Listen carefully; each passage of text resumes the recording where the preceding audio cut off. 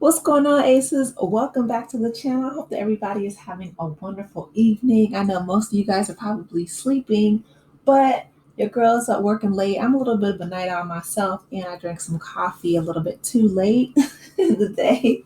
So I was like, you know what? Since I'm already up, let me go ahead and bring the good people this Real Housewives of Atlanta recap, Sweet 16 season, episode 9. Blame it on the Henny, okay? Blame it on the alcohol. Blame it on the alcohol. Okay? Listen, Portia, because she was the one who shot it out the Hennessy, um, she's been cutting up pretty much the whole season, but I feel like she stepped into the villain role when, of course, we know Kenya was asked to leave. I feel like she slid right on in there. Like before in earlier seasons, Portia was seen more so like the goofy, kind of quirky, funny, right? Just like ditzy. That's the word I'm looking for. Like kind of ditzy housewife. She was talking about how she was a journalist and there was 265 days in the year. And of course, they cut to the famous scene where she's talking about the Underground Railroad being a real railroad. And the ladies had to let her know, like, no, Portia, that's a metaphor. But since we don't have Kenya, I feel like Portia really has stepped up and she is in her villain era. Like this is, I mean, I don't know if it's because of her divorce with Simon. I don't know if it's because she is jealous with, Drew and Dennis's relationship, or I don't know. It could just be a whole combination of things, but I feel like Portia is definitely in her villain era. Um, on the flip side, though, Cynthia has clocked in and she has really stepped up this season. So I'm proud of her for that. So it begins with Cynthia giving us a voiceover, just letting us know that previously things were a little weird. And they were, right? They left Nashville kind of on, not a good note. Like Portia was telling Angela to kiss her behind. And, at the dinner, and Angela's like, no, the rest of the world can kiss your butt, but I'm not going to. And of course, we have the messy producers cutting to, the pool scene where Portia was, having a good time. They were up drinking, but the next day she comes down and she's like, oh, how are you? In the morning, and Angela's packed up. She's like, listen, I don't want to be fake. So I don't know if Portia was that blackout drunk where she doesn't remember saying what she said about Charles, but baby girl, you were on a nationally or internationally syndicated show with a whole professional film crew around you that has everything. Your every breath you take is on camera, so please believe that they probably, or they did, pick up what you said about Angela's husband. So Cynthia gathers all the ladies together, and she says she needs to do some investigative work, because not like Kenya's PI, right, who got her kicked off the show, but just to find out what went wrong and why everybody is pretty much at each other's throats. So Cynthia, she is earning every cent of this Bravo check, this Bravo Friends of child. I feel like she should have been the one to slide into the full time role as a peach holder when Kenya left. And maybe, I don't know, maybe Cynthia didn't want that because, she has been a full time housewife in the past, but she is earning it. So she goes out to lunch with Kelly and Shamia to find out, what's going on. And Shamia just let her know that they were up drinking and having a good time until 5 in the morning. And then she goes and she talks with Angela, and Angela's telling her, that she heard Portia and the rest of the crew, Shami and everybody outside, and she heard herself being referred to as Big Bird and, her husband. So, child, they spilling all of Angela's tea, okay? Um, Listen, I don't know if, what is going on with Charles and some kind of outside baby. Angela said that when she told the story to Wendy Williams, she was talking about her previous relationship before Charles. So I don't know if it's a separate baby or not, but Shamia, just saying that they were discussing, Portia was telling them about Charles allegedly having an outside baby. And so Angela, of course, is talking with Cynthia, and, she's just letting letting Cynthia know that she heard Portia very, very clearly say, that I should F Charles. And I'm like, Angela's a good one. I don't know how she went back to bed that night, like why she didn't go downstairs and confront Portia drunk or not. Maybe, well, I guess maybe, Angela's at the age, the maturity level, right? Where she was like, listen, I don't care if you blame it on the Henny or not. Keep my husband's name out your mouth. Like on some Will Smith type stuff, minus the violence. I'm not, an advocate for anybody putting their hands on anybody unless it's, of course, in self-defense. But if it were me and my husband, I would have went downstairs and let Portia know, I don't care how many drinks you've had. Don't let his name cross your lips again, or it's going to be some trouble. Okay. That's just me, though. Okay. So Angela she did go downstairs and she did say that she heard them call Charles's name, and that's when Portia walked off, which was smart. You know what I mean? Because again, I feel like Portia needed that confrontation. Portia is, man, like she's really becoming one of my least favorite housewives, and not even just of this franchise, but just across the board. Like she needed somebody to get in her face and let her know that she's not the one to play with, because she's trying it with Drew. And I guess she does that because she feels like she can get over and run game and try to bully Drew. Because I don't know if she has this feeling of powerlessness, since Simon was making her life miserable, him being, the international OG scammer, or what. Her relationship, Drew's relationship with Dennis, I guess, has her in her feelings. But Angela did the right thing by going downstairs and letting them know that don't play with her marriage. I absolutely agree with her on that. So while Cynthia is going around town doing her investigative work, she and Portia are out playing tennis, and she sits down with Portia, and she's like, you the one who said that you wanted to have sex with Charles. And Portia's like, well, I honestly don't even remember saying it. And you know what? I believe Portia, because if they've been drinking all day, I think they were like day drinking. What was it, like a whiskey tasting something, and they had drinks at dinner as well, and they were drinking in the pool. She probably was blackout drunk, and she probably, did speak from the heart. Um, the old adage of, a drunk mind speaks a sober heart, or a drunk tongue, I'm sorry, speaks a sober heart. I feel like, she was serious.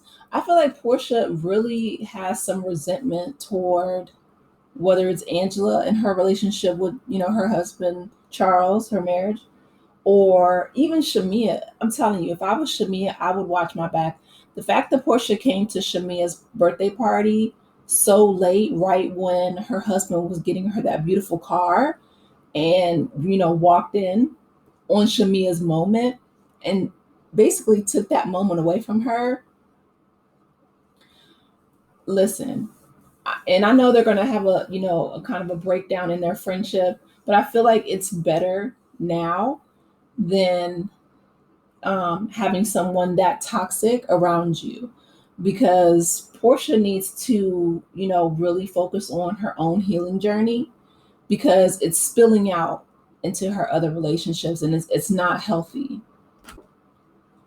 So Cynthia was trying to make light of it and said, blame it on the Henny, but Portia's like, well, Henny is saved the night because I was going, blow up on her and do all this stuff. And we know, listen, here's the thing, right? Portia's patterns have proved that she will put the pause. She will put the Portia pause on just about anybody, Cynthia included, right? Cynthia actually had to kick her to get Portia up off of her when they was on that boat. That was back in the Carlos King days when he was producing on Real Housewives. But we've seen Portia put her paws on Kenya. We've seen Portia put her paws on uh whatever relatives she was swinging on in that Mexican restaurant on her spinoff show, Portia Family Matters. Portia will, one, sleep with somebody else's husband. Shout out to Fallon. Two, put the paws on somebody. She doesn't have any type of self control or self restraint, no discipline whatsoever. And people like that are dangerous. Portia, to me, is a very volatile, very dangerous, undisciplined, ditzy woman.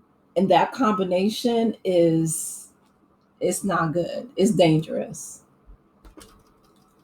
So back to the conversation with Cynthia and Portia. She's like, I'm not going to sleep with anybody's husband. Okay, well, we know that's a lie. And she said that, she doesn't have any intention on repeating anything that has recently come up. And the look on Cynthia's face and how she bent her neck to the side, listen. And that would have been the perfect time, Cynthia, for you to ask follow-up questions. But I know, production cut it. But yeah, Portia is, listen, she's necessary for the show, though. You know what I mean? Every show needs a villain. Kenya's gone. So Portia stepped up right into that role. Whether she recognizes it or not, I peep game. So she's needed on the show. I'll say that. Okay, so the shady cameramen, they go back to Shamia and Kelly when they were at lunch with Cynthia while she's doing her investigative work. And Shamia is reading the text about, Angela just saying that Portia was being disrespectful, which she was, right? That's why I said Angela has a maturity level, I think, that supersedes almost everybody on the show, with the exception of, you know, Cynthia. Shamia's, she's close, but I feel like Portia's holding her back. In the sense that she feels a sense of loyalty to Portia. Maybe it's because they, grew up together. I don't know. But I feel like if she does decide to cut Portia loose, it'll be for the better. So the shady cameraman, of course, fast forwards through what most of Shamia says. So the shady cameraman, they fast forward through Shamia, and we love her, but she can be a little bit long-winded. So, and they have a TV show to produce. So just basically Angela said it was a fake sisterhood, and she's right. You know what I mean? Because to keep it up, but this is not a sisterhood. This is a job, a job. Okay, and if Kenya would have recognized that, she would still be here, right? Instead of Phaedra taking her spot. But no, the Real Housewives of Atlanta, they're not a sisterhood. They never were a sisterhood. They're entertaining. Well, they used to be a lot more entertaining, in the earlier days. But they're entertaining.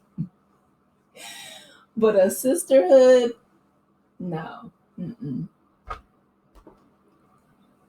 So the next scene is Kelly, and she has a party for her dog, and the dog is just, I mean, listen, I have two small dogs myself, and I take them to go get groomed, but all the hair dye, you don't know what's in that hair dye. Like, she said she spent over like $1,000 for this dog, which I'm like, please don't let the IRS hear that, because you do not want to be locked up. Okay, they already own Peter and what's the other one from New Jersey, Teresa Giudice. Like, as soon as the IRS finds out you have a nickel, honey, they gonna snatch it. But anyway, so she has a party for her dog, and I mean, it's cute. It's, again, just overblown. I feel like she could have saved all that money on hair dyes, and she says she gets her nails done from the dogs, and she has a party planner, which again doesn't make sense to me. It's a waste of money. She has a hired man throwing frisbees, and somebody else has their dog dyed purple, and I don't like that just because the additives, you know what I mean? Just shampoo, conditioner, maybe give them a little massage yourself, give them a couple belly rubs, cut their nails, clean out their, ears and all that stuff, and give them a good, a couple pieces of steak or something. But I feel like, and let them run around in the dog park. I feel like they would have been a lot more happy with that than all the hoopla. But that's just my two dogs and my 2 cents. So anyway, Kelly and Brittany are talking, and they're talking about Brittany's family,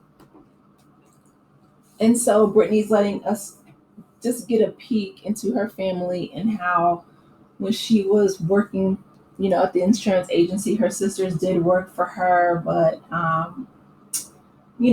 she's pretty much estranged from her sisters, and so her mom is going to move in with her, which, I mean, shout out to to that because yeah. Um, so she says she's working through her issues with her sister, and I hope that they are able to sit down with. I wish they would bring Spirit back. Do you guys remember Spirit, the therapist? They could sit down with her, or like a good therapist or something. I don't know what Young is doing these days, but bring her crazy stuff back and have the ladies sit down with her.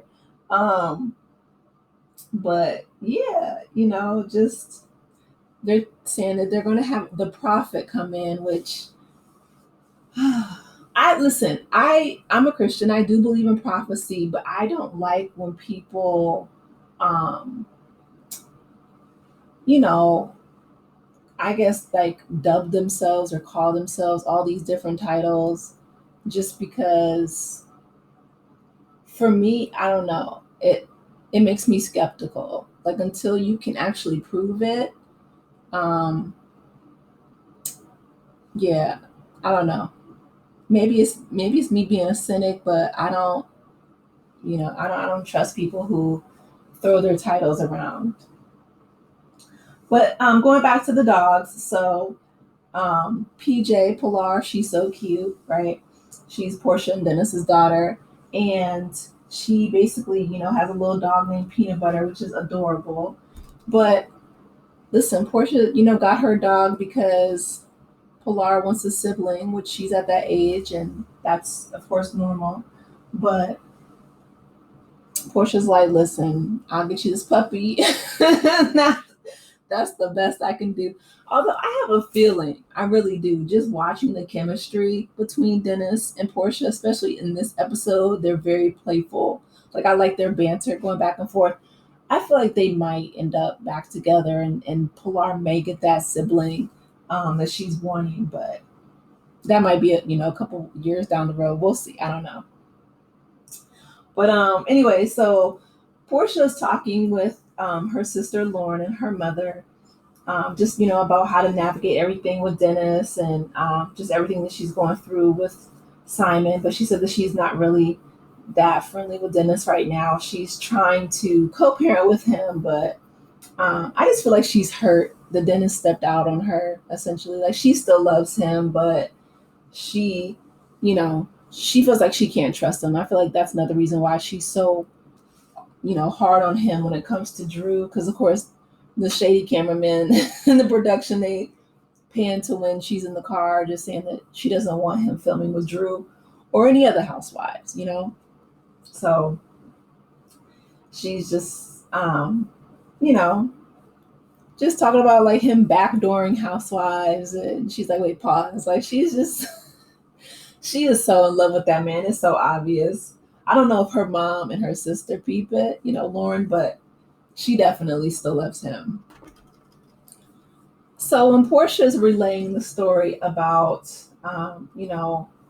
what she said when she was at the pool, she's like, I don't remember saying it. And, she tried to make it seem like Angela was making a big deal out of nothing. But here's the thing, right? Portia, you have a record, baby girl. it's not like It's not like the Big Bird thing really bothered Angela. That was just the cherry on top of the disrespectful Sunday that you already, that foundation. Because it's not like you don't have, it's not like it's, outside of the realm of possibility of your pristine character to sleep with somebody's husband. You've done that already. So speaking of husbands, you know, um, I wonder if we're gonna get an update on Simon. Like, I wonder if he's still in ICE custody, or if we're gonna find out, you know, how their divorce will be finalized in regards to that. If Portia and her lawyer was the one who actually called ICE to pick Simon up, she said, "You got one more social media post and it's over." You know what I mean? Because Simon was a menace. Do you hear me? Simon was a force to be reckoned with. Okay, so moving on. The next scene is Shamia and her former surrogate, Sharina. And as we know, Sharina had some health issues in regards to her surrogacy with Shiloh, who is Shamia's youngest. But she found out that she had breast cancer. And, she said that was, really nerve wracking and very scary. So she had to deliver Shiloh early, um, just to protect her own, health. And so that led to some developmental delays in regards to Shiloh, but she's doing better. They showed where she was putting the pacifier in her own mouth. And so um, I feel like she'll definitely, Shiloh, the baby will be okay, just because Shamia and Gerald, they have the means and the resources to get her all the help that she needs and just a loving home and supportive family. So I feel like she'll be okay. They introduced her to a new surrogate they brought in, and it's a young woman. Her name is Asha. So she's a potential surrogate because we know that Gerald wants a son. And so they did all the tests that, is necessary. She already has children, they're older. And listen, I have to give it up to her. Um, I think that, I've never had any children, so I don't know personally. But, childbirth, from what I hear, is a very dangerous endeavor. Of course, we know, unfortunately, especially here in the US, that the Black maternal mortality rate is extremely high, disproportionately high, unfortunately. This young woman, she looks very healthy, but I have to give, so much respect and kudos to anybody who's willing to go through that, because you're essentially putting your life on the line, you know, um, to bring another life into this world, and then to just give that baby away. It's just like, it's mind blowing. So it's a beautiful gift that Asha's giving to Shamia. But they all, put their hands in the pact, and it's a beautiful thing. So hopefully it works out and Gerald gets the son. And I wonder, I think they have the technology now where you can actually manipulate.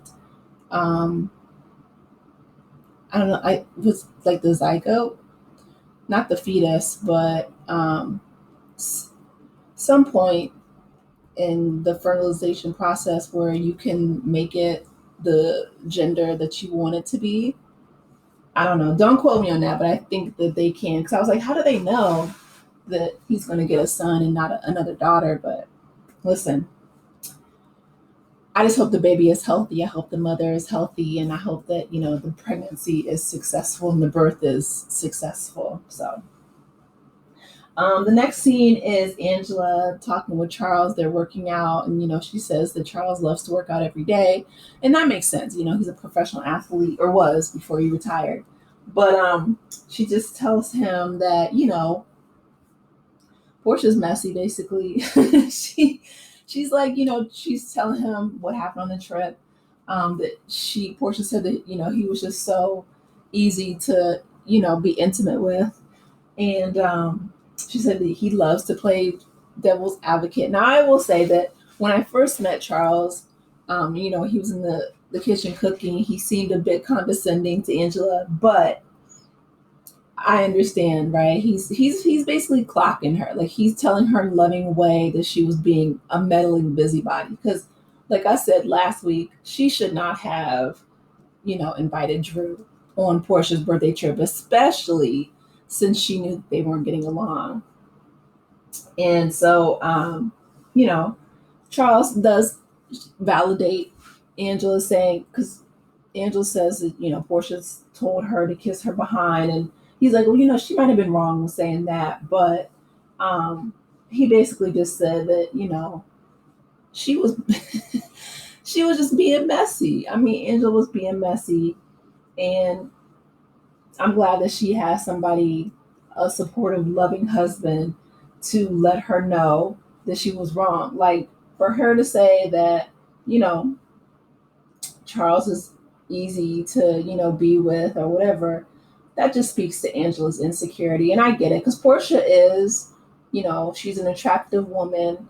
Um, she does have the the um, the inclination, or the track record, I guess, of sleeping with other women's husbands. So for her to be a bit worried, but Charles just let her know, like, well, what did you say back? Like, you can tell that he loves Angela very much, and he wants her to trust him. So I hope that they're in a place in their marriage after 10 years. I think she said they were married for 10 years. So I hope they're in a place that they can both, trust each other and talk openly, just about their fears. And, that Charles would not be stepping out on her, especially at his big age. Like, sir, I mean, all that hair was gray. I didn't see any black. So it's like, just calm that down and focus on your family, which, again, I hope that's what he's doing. Okay, so the next scene is when they're at Miss Diane's house. You guys know that was Portia's old house, but she gave it to her mom. And so they are just getting ready to meet the au pair, which of course is French for nanny. And so they have an au pair coming from South Africa. Portia's like, oh my gosh, I'm getting a wife. Like, okay, Portia, calm down. I just, you know, like, she's outsourcing her parenting. I mean, because Portia, I understand that she is, she's on Housewives and she's running a business. But it's like, girl, you're not that busy. Like, she has an assistant, right? I know Lauren, her sister, was her sister for a long time, but she has an assistant that can help her. But now she's outsourcing her parenting. Like, now she has a full time au pair that's going to live in the house with her. And so, Dennis is there. He's going to ask some questions. And, he pulls up a chair beside her in the confessional, and she laughs. Like I said, I feel like they're probably going to end up back together. I would love to see them um, get some therapy and just kind of, you know, do some healing work before they get back together. But, because Dennis is already saying that Portia's going to sneak out while Pilar's there with the au pair, which she probably will. I'm not even gonna hold them. I'm like, yeah, she probably will.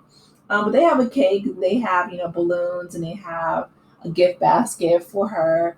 Um, she said that she has some friends that are already au pairs in Atlanta, so Portia's happy that she's gonna have some friends there, which is nice. But I remember when I was younger and I met a girl who was an au pair, and she was just, she was so sweet. She was the University of Michigan student, but she said the people that she was the au pair for were just like so stingy, and just like, so, even though they were rich, they were just like the worst people. So I hope that Portia is nice to this girl. That was the first thing I thought of. And Portia in her confessional says that Dennis is an honorary house husband, which Dennis has multiple businesses. He's making, music with Drew. I feel like she wants Dennis to be a house husband, but he's not going to go for that. He has too much going on. So she's still talking to him about Drew, and you know, she's like, you know how I am, and I mean, Portia's just she's a beautiful woman, but I feel like she's so insecure. Like she wants someone who she can control. And I don't know if she got with Simon because he was older and she knew that, he was an immigrant. She thought that she could control him. And obviously, that didn't work. Like I said, unless her and her lawyer got together with ICE to get Simon up out of here, who knows? But again, she's trying to micromanage Dennis. She's trying to tell him, who he can and can't work with. He told her, listen, Drew's not even working with me anymore. You've obviously scared her off. Portia, she's, in my opinion, acting out of a place of fear and like a scarcity mindset. So she's reading him text messages from her phone, and he leans over her shoulder and he's telling her essentially that, you're taken out of context. She takes his glasses and, puts him on her face. Just things to establish, like, not dominance, but like just being territorial. Like Portia actually reminds me of a little, not a little dog, but like a little, someone who, like a little kid almost, who does things to establish some kind of power dynamic when they feel that they don't have it. you know like people who feel like their world is spinning out of control do little things like that to try to assert dominance. It's called leveling, and she does it often, actually. Um but they're playful, they're bantering back and forth. Dennis leans forward with like a little air kiss. They love each other. I don't know why they're not going to get back together sooner, but listen, relationships are complicated. You have to let it play out. But I wish them all the best. Like I said, I would love if they got together with a good therapist and just unpack whatever, you know, whether it's Dennis cheating in the past, if she could forgive him and let that go. I feel like they could be together and actually be happy, and raise their daughter together. And then maybe, I know Dennis is not going to be a house husband like Portia wants. Like because she wouldn't respect him if she had a man who was just sitting in the house all day. She wouldn't respect that. Nobody wants to be with somebody who doesn't have any kind of goals or ambition. And the fact that he ruined the working relationship that Dennis had with Drew, I could tell that it upset him a little bit, and I understand it. Like, she's messing with his money because she's insecure. She needs to get that under control. So anyway, the next scene is with Brittany and her mom, and they're packing up the old house because Brittany's mom is going to move in with her, and I can actually see how Brittany um, got the personality that she does have. Um, yeah, it makes sense when you find out about her mom and her sisters. But anyway, so she says that she misses her family being as close as they once were. Unfortunately, her father passed, so I'm sorry to hear about that. But while they're packing up the house, they're laughing and looking through old pictures, and Brittany's complaining about her mom putting her to work every single time she goes to visit her. Which, listen, that's what parents do, child. Whether it's your own, whether it's your friends' parents, they're gonna find something for you to do.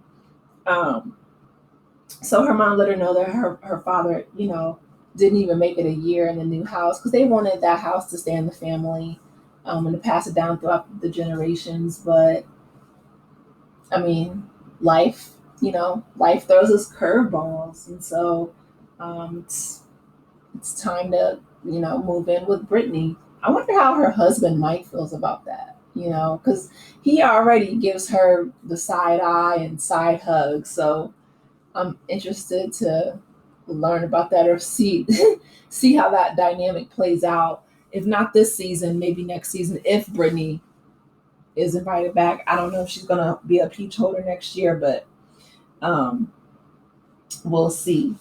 So anyway, so they're wrapping up, you know, the house. Her mom says she doesn't want to be in the house anymore. Their grandmother is there as well, and so they go in the kitchen, and her sister was looking for the liquor. She's like, where'd the liquor go? And her mom's like, well, listen, I gave it away. If you would have came by and visited more, then you could have had some. So they start screaming about, her father. She's like, he left me, and she's like, well, they're just. I feel like the women are just a little bit emotionally stunted, right? Like the father didn't leave you, he passed. We're all going to essentially, ashes to ashes, dust to dust. We're all going to pass. Nobody gets out of here alive, right? Unless your name is Jesus or Elijah getting called up, right? Or Lazarus, who eventually he passed away the second time anyway, but y'all get the point. So the father didn't necessarily walk out the door, go get some cigarettes and go to the store and never came back. No, the man is, 6 feet under. May he rest in peace. So anyway, her sister, they FaceTime another one, and shares like, they FaceTime Tiara, and she's trying to keep some boundaries, but shares like crying and screaming and saying, well, why do you call everybody else and you don't call me, you don't talk to me? Probably because you're screaming at her. Probably because you're crying and yelling and, screaming on FaceTime. That's not that's not attractive. That's not a good way to, make people want to reach out to you. But again, I'm a advocate for therapy, so hopefully they can sit down and, get a chance to talk it out. But grandma came in with some wisdom and told them that they was all acting like fools and that they needed to trust the Lord. Y'all have a good God that's up above. And they're like, yes, ma'am. Ain't nothing like a good grandma to come in and let you know when you acting a fool. Shout out to grandma. So anyway, Cynthia is talking about her Bailey Q. Y'all know she has a Bailey Q every year. So this year is going to be Juneteenth because it's a national holiday. Hopefully, right? In the Biden era, it was. Ain't no telling what this new administration is going to do. They didn't cut everything else. So I would not be surprised if Juneteenth was no longer a holiday. I haven't heard anything, but it's next month, so we'll see. But anyway, so they are setting up for Juneteenth, and Cynthia has everybody there, with the drinks, and everybody's preparing. They have the good food, and her place is just so nice, right? Like she's right there on the Lake Bailey. And they move everything indoors because, Cynthia, she looks outside. She's like, not Thunder Child. So they move everything indoors. And they have Manetta there, which, listen, Manetta has been in almost every episode. She was in Nashville on the girls' trip, and now she's at the Bailey Q. I'm like, yes, Manetta, listen, if she's not going to be a friend of, get that woman a peach, put her on the payroll, honey, because she is clocked in, okay? So they then brought the prophet to the dang on Bailey Q. Lord. The prophet is, she is she's telling them, just things that I wouldn't consider prophecy. She's just basically like, I'm not, I'm not somebody who likes when people try to speak over someone else's life unless it's positive, because life and death are in the power of the tongue. But there's like, mediums and soothsayers and all these things. That's, in my opinion, in the Bible, it says it's witchcraft. So I just stay away from that. Prophecy, of course, is different, it's biblical, but like I said, I'm always weary of things like that. So, yeah. But anyway, Britt leans over and, she's like, what the prophet said, about the energy. it's stuff like that. It's just because we're spiritual beings, it just makes me a little bit uneasy when people start, you know, dubbing themselves higher spiritually than others, because we're all in the body of Christ, and people might have different gifts of prophecy, um, but I would have to actually see that over a long period of time, right? Like, you would have to prove that gift to me before I would actually believe it. Like, I couldn't listen to what this prophet said and just be like, oh yeah, she's a bona fide, prophet of God, like Nathan in the Bible. Like, no. But again, right, that's me. Like, Nathan, clocked King David's tea and told him what it was. Like, you could tell that he was a prophet because he wasn't telling him, butterflies and rainbows. He told him the truth about his sin. And uh yeah. So with this one, she's just very, you know, um not my cup of tea. I'll just say that. Okay. So anyway, moving on, she's like, you need to focus on the beginnings, and yeah. Um, she's just telling them about, being the husband's being vindictive because she's going through a divorce and all this. And it's like, okay, if she watched any of the past episodes, she would, or just, Googled Kelly's situation, she would absolutely know that, right? Moving on from the prophetess, we have Shamia, who comes in a beautiful kente, nice top, and just like African, themed. Because of course Cynthia wanted them to have a Juneteenth theme, and then she rethought it. Like, these ladies are not going to have a Juneteenth theme, so she was smart for that. But Shamia comes in and she's like, "Listen, my husband is from Kenya. Okay, he's Kenyan. I'm absolutely gonna wear my African, attire, and I'm here for it because she looked gorgeous." So, anyway, Britt and of course Angela, they are. I feel like they're feeding the energy off of the prophet, right? Like, the prophet's telling her, that you don't want to get too busy and lose the sexy for your man, and so Angela's like, okay. She goes to her phone. She's like, let me pull out, Victoria's Secret on the app, and because she's like, my husband's love language is cleaning the house. And I mean, I feel like once you get to a certain point in life, your libido just, it slows down. That's just, biology. You're not looking to procreate in your like 60s and 70s, so that makes sense. But I mean, you also want to, make sure that things go well in your marriage and that your partner's needs are fulfilled. So I get that. um, but Portia arrives with her sister Lauren, and they go back to the prophet who's saying, the Shemia's 2025 is going to be a money making year. And it's like, Shamia's net worth, because she's married to a multimillionaire, of course, is going to be money making because her husband is very, very successful.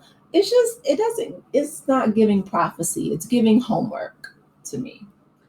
But anywho, so when, Portia and the ladies get there, Portia sits right next to Angela, but then, which again, I feel like Portia is just, she's not fun. But I guess that's what, we found out last month, or last episode, where she's not gonna be fun because her life is essentially falling apart. So she moves from Angela, she goes sits by Shamia, which is a better choice, right?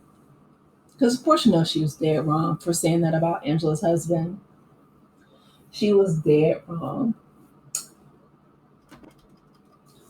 Okay, so Drew is the last to arrive, and she comes in, she gives Angela a kiss, and um, you know, she is just, everything that she says gets on Portia's nerves, right? Portia's in her confessional saying that Drew is extra. She didn't even, like, she wasn't even there 5 minutes before Portia's irritated. And I feel like that just speaks to, Portia not liking Drew for whatever reason. Probably because she was making music with the father of her child. But it switches to Angela and Britt real quick. She's talking about Britt's energy, and Britt's like, can you read the words that are coming out of my mouth? And so Angela's like, yeah, you have a big mouth. And she's like, well, you need to, Britt said you need to use your mouth more often. And Angela's like, oh, I do, but you need to watch those stretch marks around your mouth. So Britt stands up and is like, what stretch marks? You know what I mean? Like, show me. And she calls her, the W word, the garden tool, which is, not nice. But I'm sure Angela is referring to the billboard pictures that Kenya blew up, at her own spot, literally blew up her own spot, showing the pictures that are unfortunately circulating all around the internet. Just, these ladies are just, they're a mess. Like, they always tend to go below the belt. You know what I mean? Like, you could keep it cute, you can keep it classy as Cynthia's barbecue. You do not have to, go for the jugular every single time, but that's what they're going to do every single time. So Drew gets up, and she says she has to protect her peace. And then she's singing in her confessional. She's like, the ancestors are like, Drew is funny this season, I have to say. When she's not exaggerating the truth, as she often does, she's funny.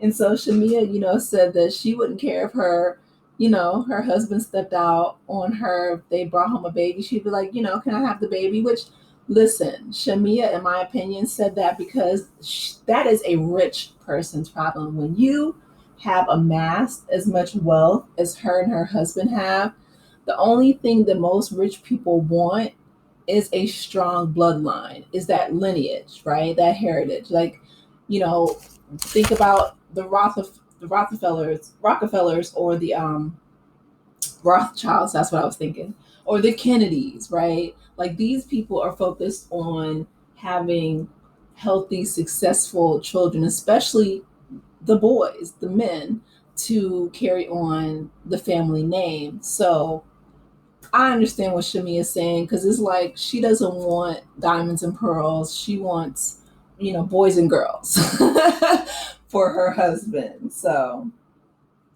anyway, they cut to, Portia, and of course, the shady cameraman. They slip in the scene where she's talking about the Underground Railroad. Portia, see, that was the Portia that I miss, right? Like, just very ditzy and funny. And, this Portia is constantly just being a mean girl, and that's not fun. That's not fun to watch. And not even like a funny mean girl. Like, Nene was a funny mean girl. Like, she would read the girls, and her one-liners were iconic. Portia's not there yet. She's just mean for no reason because of her own insecurities. So anyway, Cynthia clocks back in, and she sets them in her office to, have a 101 so they can clear the air. And, just she's acting as the mediator. She lets them talk. So Angela says, okay, so she said that, that night at the pool, Angela felt attacked. And Portia said she didn't appreciate her inviting Drew to her party. She's not going to say it, but it's because she's insecure that Drew is working with Dennis. So I feel like that's why Portia went for Angela's husband, which, again, it's not equivalent in my opinion, and that's what Angela said. She's like, you said that you were going to F Charles.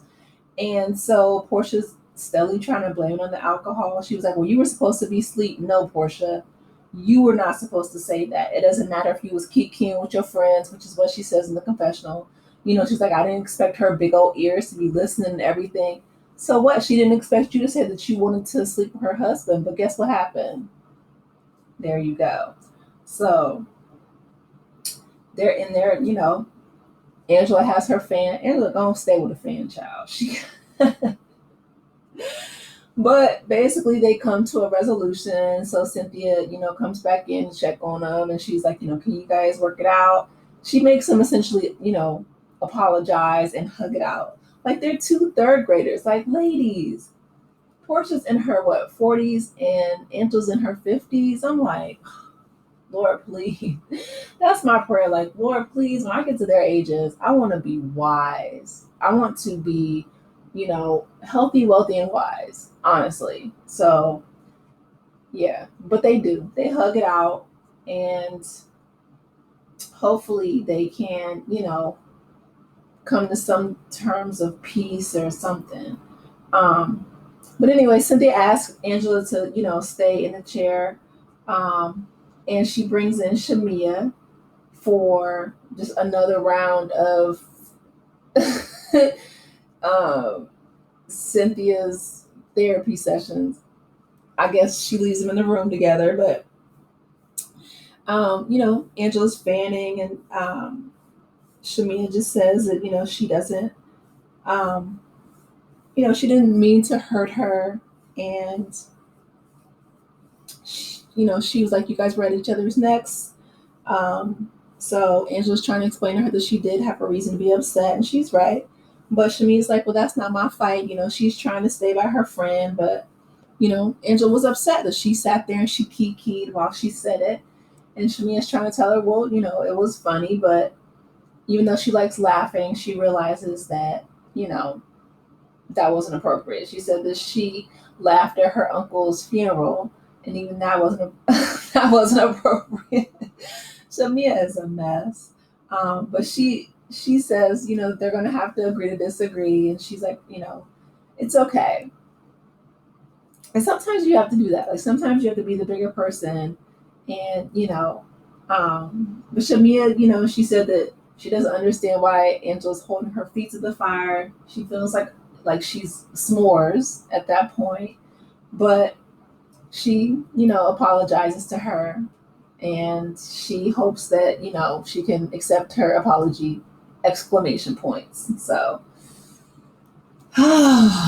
Lord, hopefully they go out and, just enjoy the rest of the barbecue, Bailey Q. It looks great. The food looks great. Everybody's having fun. They're taking shots, and, just, she got the candle, she got the pictures, and she has the banner up. So hopefully, they had an opportunity to enjoy the rest of their night. But yeah, they're a mess. This episode was pretty good. Of course, they cut to the rest of the season where they introduce Phaedra, who's come back to the show. Excuse me, y'all. I'm about to go to bed in a little bit. Phaedra is not one of my favorite people. Again, going back to season 9 and what she did to Candy.